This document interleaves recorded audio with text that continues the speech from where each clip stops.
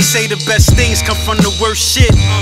This Thursday evening, if you're listening on YouTube, I need you to do me a favor. As always, go ahead and hit that like button and go ahead and share this video on your Facebook timeline or text it to at least one other person. All right, earlier today, man, ABC's Miriam Hernandez tweeted, said, court surprise, Department of Correction dismisses case against parolee Kerry Lathan, who, as we know, was wounded beside Nipsey Hussle. I think it was a couple weeks ago now. Yeah, everybody was up in arms because, a couple days after the shooting and everything, the parole department came and pretty much put him in jail and pretty much said, look, man, you was, I'm hanging around with a gang member, Nipsey Hussle. And, he did the Vlad interview and he thought he was going to be in there for a violation of parole. Well, the judge has dismissed that case and it looks like he's going to be released at some point. Sandman, what do you think about this tweet coming out from ABC 7's Miriam Hernandez announcing this today? It's great news. He deserved to be out. Definitely. I mean, you think about the situation. He just did 26 years for murder, just got out of jail, went to go get a clean T-shirt to say a family member. Yeah. Gets shot, watches a murder, gets paralyzed, goes back to jail because he was hanging out with a felon that he asked for what time on an order. Think about that. And to sit behind bars and just doing 26 years and the mentality of somebody like that, he didn't think he was getting out, thought he was about to probably die in there. Just understanding this system and probably just having, I don't know what he thoughts are on the system, but just being institutionalized like that, you probably damn sure didn't think he was going to get out. Right. So to see him out is very good. He never deserved to be in there. We'll see what he plays in the case, because as he was on the platform, he was talking about he didn't see anything, which, I mean, a lot of people in the comment section, the very little things that I saw on the comment section on our conversation about that, they were saying that, I mean, in real time, that does go so quick that, yeah, he may not have saw him. He may not have saw anything. And I can understand and appreciate that argument, but something in me says he saw that dude. But we all know that mentality. He don't look like he's getting on the stand. I'm optimistic that it's not going to harm this case too bad because of the various camera angles they got going on. There's so much fucking angles. If they don't have this dude outright, then something ain't right. So I don't think he'll harm it too bad, but I don't think he's talking either. Yeah, well, a lot of people were also saying that he didn't really want to say anything either because of his, condition with the probation and all that. He didn't really want to get into getting anything because it was just already a touchy situation and whatnot. And he said a lot of things were just crazy going on around him. But yeah, this should have never happened. I'm glad that he's out. I think we did concede to that point that maybe he just didn't see anything, even though there were reports of this guy being around before, but maybe he wasn't there at the time. Yeah, we don't know. Yeah, we don't know that at this point. So much shit that came out. But again, the camera angles, I'm interested in seeing that. It's a lot, man, with this case, really, like still that we just really haven't talked about it, where it's just a lot of holes that still remain, when there's no more camera angles. And then you got to ask yourself the question, like, why just put that one grainy camera angle out if you had the other ones? Like, just don't put none of them out. Why put one out? So it's a crazy situation, but I'm glad that that brother is at least out. I think he's going to stick with the story, obviously, no matter what, even though he don't have to worry about the parole department and nothing like that no more. He is going to stick to that street code and say he didn't see anything, which again is not going to be good, especially if there's no cameras, especially if they don't have those other camera angles that we think they have. If they just going off of, and this is just hypothetical, obviously, if they're going off what we seen on TV, and remember the getaway driver's gone without, I don't know where she went, but you know what I mean? If they go with those different angles right there, it's going to be hard for them to convict anybody. I mean, if you got guys saying, oh, we ain't see him, and then, we can't positively identify. We don't know if that guy really did that for real. How do we know? See, what do we see? If this was 96, I would really get on that. But I'm praying and hoping that in 2019 that they had the evidence that they needed to in Slauson and Crenshaw to get who they needed to get at that place where it was right then. As far as all the cameras, like nobody said nothing about it. Not even his family. Maybe there's a gag order. The police said don't say nothing. But you think, well, yeah, his family will come out like, yeah, it's our store. So yeah, we seen exactly who did this. Maybe, I don't know. Yeah, what I'm saying? Remains to be seen. We'll see what happens. Yeah, but good for this brother, and this is an ongoing case. I think May 10th is the next court, hearing for this. No, God, my bad to cut you off. At that hearing, what's going on? Is he in there with Darden? What's going on? He's in there with Darden. I think it's going to be a bail, if I'm not mistaken, a bail hearing or something like that. To see if he can get the fuck out? To see if he could get it reduced again. Because I think because they asked him the first time he was in court, they're like, do you want to do the bail hearing now? And he said, no, May 10th. And they said, okay, it'll be adjourned until May 10th. So that's just my guess. It's going to continue to move down the line. He did plead not guilty. Remember that right out the gate. A lot of people don't even know if Darden's going to stay on his case.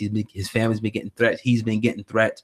So we'll see what happens with this, man. But one thing we do know, it was confirmed that he was retained. It wasn't like he just jumped on there. So some private person, company retained him. A lot of people thinking it might be Eric Holder's father.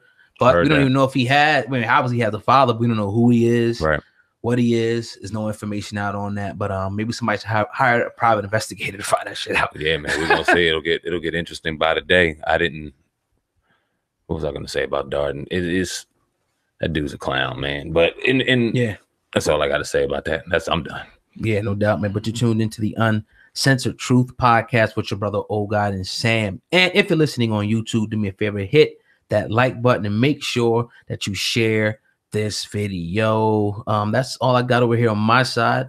Oh, you got the Tiger Woods. Yeah, we're gonna talk about Jordan and Tiger Woods real quick now. Tiger Woods won his 5th Masters this Sunday, and it automatically took me back to our childhood, man, going out there making fake golf courses, wanting to be Tiger Woods, and just doing what we had to do to make our imagination come to fucking life, man. It was crazy. But he won amid all of the naysayers, everybody saying he couldn't, the back surgeries, the marriage, everything, to his personal life. He came back and won. MJ said that it took 2 years, or excuse me, I took 2 years off to play baseball, but nothing like that. To me, it was the greatest comeback I have ever seen. Now, these are two GOATs in their genre. Yeah, yeah. Are you sitting here, are you going with what MJ said? You stamping that? Greatest comeback ever? I mean, if that's what he's saying, I mean, everybody has their personal thing. Maybe your own personal comeback in your life or somebody you know. But that's what he's saying in sports. I mean, I could commend Tiger from coming back. We seen, you know, he pretty much hit rock bottom for him. Yeah. You know what I mean? Going through what he went through, and his career it seemed to be over. People wrote him off, and he came back to win one of the most prestigious titles in golf once again, where everybody wrote him off. I think it's an honor that Jordan said that, man. I think that's real dope. I like to see him, you know, saying stuff like that, man. That's cool. I think from one go to another, that was admirable and very respectable. I want to ask you a question real quick, oh God. Kind of shift gears on that a little bit. What was the greatest sports performance off the top of your head that you feel like you've ever seen? Of course, I'm gonna say Michael Jordan. Which one? I'm gonna have to go with the flu game. Damn, I have to. I mean, that's just I'm probably the same one. You know what I'm saying? Just because if you know what it's like to have the flu, and I barely walk, like I could barely open my eyes and shit. You know what I mean? To breathe, but the dude played, and how many did he score that game? 50, 40? He went for I think 30 something. Yeah, he did 40. He might have hit 40. Yeah, he did the damn thing, and it just like it just encapsulates like, you know, the heart of a champion. Like, this is what you got to do against all the odds, against everybody against you. You're feeling like shit. You got to go out there and you got to get it done. And to me, that was like one of the defining. He had many, but that was one of the many defining moments of Michael Jordan's career that really set him apart, that made him the GOAT, I think, in basketball. Man, I think we probably watched that game together. We watched a lot of those Bull championships together. June 11th, 1997. So yeah, hell yeah, we definitely watched that together this summer. Hell yeah.